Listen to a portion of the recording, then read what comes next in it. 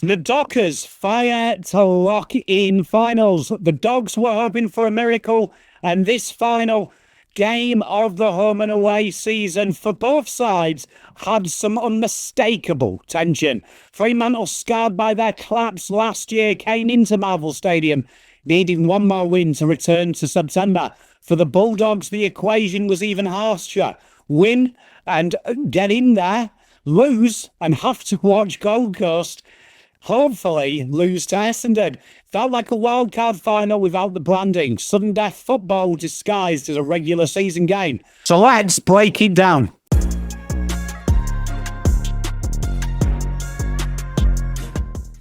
First quarter was fantastic. The Bulldogs, like we say, they struck early. Beveridge's side came out full of energy. Liberatore was clean. Riley West was sharp at ground level. And Croft looked like he'd been in the team for what felt like 100 games, not just 2. The Dogs were up and about, playing their brand of football, their cavalier attitude. But the scoreboard didn't reflect that dominance. For all the territory and all the arm wrestling, the margin wasn't blowing out as you would expect. Would it come back to haunt them? Fremantle were hanging around like a bad smell, scrapping, and when Amiss jagged a goal from the pocket with a dribbler that bent and spun like a trick shot, the Dockers were only within it a few goals. Marvel Stadium had like this ominous sense to it. Fremantle had survived the opening onslaught. How would they respond? In quarter 2, the Dockers detonated the game button and the game flipped on its head. From the opening bounce of the second term, Fremantle surged. They stopped overhandling it, stopped being nervous, and moved the ball with purpose. And crucially, they kicked straight. What followed was an absolute onslaught, the tide that burst the season wide open and really makes you think about where Fremantle are in the landscape. 7 unanswered goals, a run of football that pretty much broke Bulldog spirit and also their season. And Fremantle were now in the box seat for September. Amiss snapped another one from the other pocket. 3 of his first 4 disposals were goals. This came the moment of the afternoon. Murphy Reid, the rising star nominee who looks like the rising star in the waiting, won the ball on the wing, ran, demanded it back and drilled a long goal on the burst. It was the electric, it was the jettison that Fremantle need, and they were refusing to be overawed despite their young side. Pat Voss took it from there, fending off Rory Lobb and crashing through to slot one on the run. His aggression and his infectious nature was really undeniable. Treacy joined the fun, battering defenders and forcing errors. And by half-time, Fremantle would turn a 13-point deficit into a 4-goal lead. The Bulldogs had been well and truly stunned, unable to score for nearly 40 minutes of play. Then the third quarter came and control and resistance was the Dockers' game. At the break, Treacy made it 8 straight goals. Fremantle had their foot now well and truly on the throat of the Doggies. But Joel Frazier, one of the Dogs' bright spots this game, finally stopped the bleeding. His goal ended the drought and gave Bulldogs some pulse. But Fremantle's defence at this time had already set the tone. Alex Pearce absolutely blanketed Sam Darcy. Brennan Cox was giving Aaron Norton a lot to think about. And Luke Ryan was leading the play like he'd already seen the script. Bailey Banfield, often maligned and often one of the outer players in the media, played one of his best games in purple, spoiling, intercepting, scrapping. His second and third efforts were an absolute delight.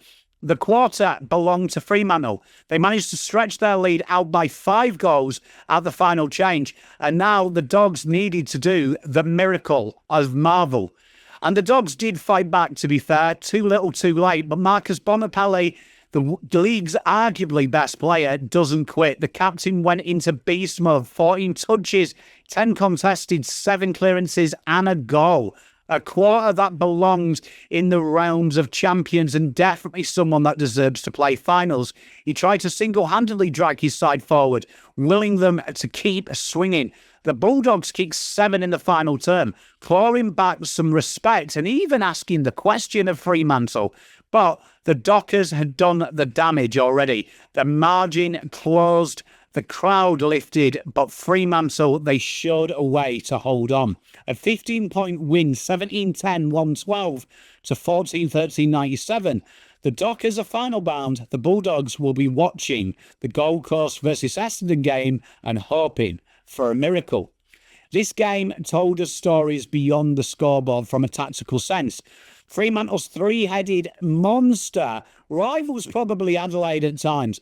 You've got Vossi there, you've got Amiss, and you've also got Treacy, and they combined for 9 goals in this. But more importantly, they also apply pressure, they make contests in the air, and they look like a unit, and they bring it down to their dangerous smalls. Switkowski obviously understated, but he provides something that few players do: pressure and distribution. Treacy's relentless work rate and Vossi's brute force with Amiss's class, they are dangerous. And Bulldogs, again, their backline looks fragile, and when it's overwhelmed, it's curtains. So Alex Pearce, the captain, reminded everyone why he's one of the best defenders in the league. Darcy barely fired a shot against him, and Brennan Cox was immense. And Luke Ryan directed traffic and made it hard. And Bailey Banfield rebounded and intercepted crucial moments. His ball use in the crutches was really poignant. Fremantle's defence and forward line has always been the query. Suddenly now they look finals ready. The Dockers look ready, and they look ready to play finals. Let's talk about Sam Switkowski. Invisible influence, no goals, but 4 assists, 2 tackles inside 50, and relentless pressure. He is literally a real strong player. His ability to really do both things without Michael Walters there now is such an important thing. He stepped up where others wouldn't. Even Shai Bowen, who's recruited for his flair, and he delivered in bursts, he also looked to bring players in as well. This is a real together side from Fremantle, and when you're in September, you've got to be able to string it together. Suddenly, I feel like Fremantle have enough superstars, but they also have the hard edge and grit needed to really trouble some teams. The Bulldogs' defensive crisis, their weakness was exposed. O'Donnell, Lobb, none were really able to stop the forwards. Buslinger, he was subbed out. There's no Liam Jones, obviously. They're definitely crying out for a genuine lockdown key defender. And without one, feels like other teams can feast on them. Bontempelli's brilliance was wasted in that last quarter, and he was Herculean, but it just wasn't enough. And when you're giving up soft goals at the other end, it really does need more than Bont covering the cracks. He's a generational player who, at times, it feels like he's carrying the team when the structure breaks down. There's only so much Marcus can do, and he is one of the best players without a shadow of a doubt in the league. So what does it mean? Fremantle, this was about exercising the demons, but they did manage to play in the finals, and they finished this year strong. 16 wins, they've stamped themselves as a genuine final side, and they did it the hard way. Justin Longmuir is often under fire, but I feel like he deserved credit. He cut the shackles this game. Amiss, Voss, Reed, all superstars in their own right, and the Dockers return to September for what feels like a long time. Their defence is mean, their forward line is potent, and their midfield is functioning and talented. There's belief restored. The scars of last year now have turned into steel, and it's only galvanised them. For the Bulldogs, it's another season of waste. 14 wins should get you in there, a percentage that's north of 135, and no finals. It shows how tough this league is. But it's a damning statistic for the Dogs that they haven't beaten the top 8 sides, bar GWS. Their backline isn't good enough, and their forward line really relies on Darcy and Norton going crazy. They really do miss Cody Waitman. They will finish 49, but it's a bitter taste of failure when you look at that side. It shouldn't be 9th. It should be top 4. For Fremantle, this was more than a win. It was redemption, and now they look forward to potentially a home final. The Dockers fans, long starved of success, they can start to believe again. The Purple Haze looks like it's ready for finals, and the rest of the competition has to give them respect. For the Bulldogs, it's a missed opportunity, and another season where they've got to go into this off-season looking for a solid lockdown defender and find them points of difference they needed. There was some positives. Croft's emergence looks good, and Fraser looks like a right pickup. But the reality is, it's a wasted year that they don't play finals. Fremantle march on, and now the Bulldogs will be sat there with their blanket, hoping for a miracle. But the truth is, this game told us what we already knew already. Doggies are very good, but they need to step up when they're against a top 8 side. Let me know what you think. Do you think, how far can Fremantle go? And Doggies fans, what do you think they need to really break it open?